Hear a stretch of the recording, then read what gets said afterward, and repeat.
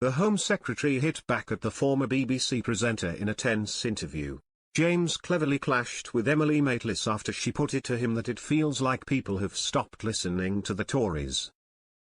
The former BBC journalist made the claim to the Home Secretary after Rishi Sunak launched his general election manifesto at the Silverstone motor racing circuit. But hitting back, Mr. Cleverly asked how many doors she had knocked on in a week.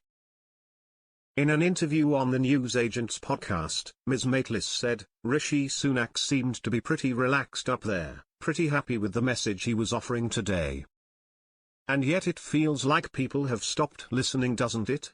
Mr. Cleverly replied, no. How many doors do you knock on in a week? Ms. Maitlis responded, tell us about you. The Home Secretary pressed, no. How many doors do you knock on in a week? How many? Give it a nice round number.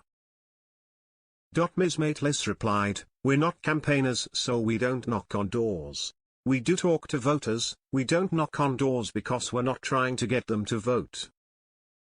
Mr. Cleverly then asked, how many voters do you talk to in a week? Ms. Maitlis insisted she and co-host John Sopel had talked to quite a few.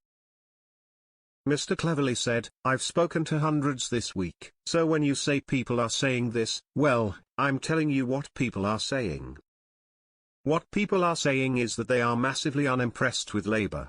They often tell me they have frustrations with what has happened over the last couple of years. They feel that taxes have been too high, which is why we've brought them down.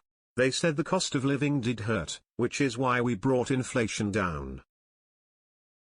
They want to know that we're controlling our borders, that we're putting police on the streets, which is why we've got plans for all those things.